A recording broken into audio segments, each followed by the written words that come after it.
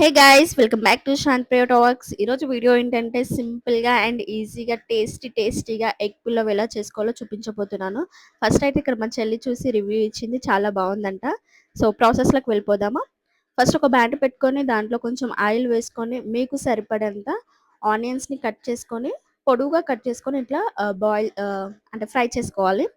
ఆ తర్వాత వీటన్నిటిని పక్కన పెట్టేసుకొని అదే బాండ్లో ఇంకొంచెం ఆయిల్ వేసుకొని కొంచెం కారం, కొంచెం గరం మసాలా, సాల్ట్ వేసి మనం ఉడికించుకున్న ఎగ్స్ని ఫ్రై చేసుకోవాలి. ఇక్కడ ఈ వీడియోలో చూపిస్తున్న విధంగా ఫ్రై చేసుకోవాలి. తర్వాత ఒక రైస్ కుక్కర్ పెట్టుకొని దాంట్లో మనకి సరిపడంత ఆయిల్ అనేది వేసుకోవాలి. వేసుకున్న తర్వాత ఇక్కడ ఈ వీడియోలో చూపిస్తున్న స్పైసెస్ అన్నిటిని కూడా తీసుకొని దాంట్లో వేసుకొని బాగా ఫ్రై చేసుకోవాలి. అండ్ దాంట్లోకే కొంచెం ఒక 2 ఆనియన్స్ అలా కట్ చేసుకొని ఈ ఫ్రై అయిన తర్వాత వేసుకోవాలి. వేసుకున్న తర్వాత దీంట్లోకి పచ్చిమిర్చి కూడా యాడ్ చేసుకోవాలి. తర్వాత ఇవన్నీ కూడా రెండిటిని మంచిగా ఫ్రై చేసుకోవాలి. మంచిగా ఫ్రై అయిన తర్వాత ఒక 3 అలా టమాటోస్ని కట్ చేసుకొని ఆ టమాటోస్ని కూడా ఇందులో వేసుకొని మంచిగా ఫ్రై చేయాలి. ఇక్కడ ఈ వీడియోలో చూపిస్తున్న విధంగా.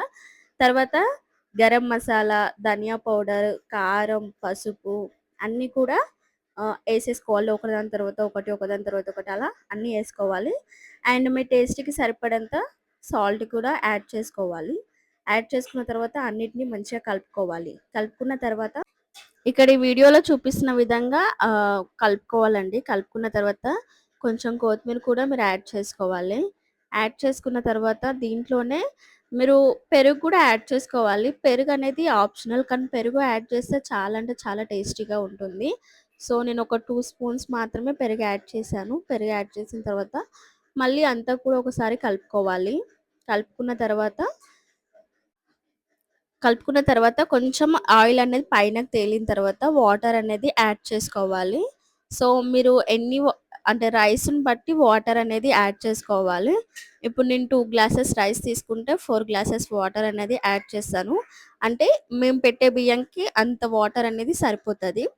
ఆ తర్వాత ఆ తర్వాత మీరు కడిగి పెట్టుకున్న రైస్ని కూడా అందులోకి వేసుకొని మనం స్టార్టింగ్లో ఫ్రై చేసుకున్న ఫ్రైడ్ ఆనియన్స్, కొత్తిమీర, కరివేపాకు అండ్ మనం అంటే ఫ్రై చేసుకున్న ఎగ్స్, కావాలంటే కొంచెం గీ కూడా యాడ్ చేసుకోవాలండి.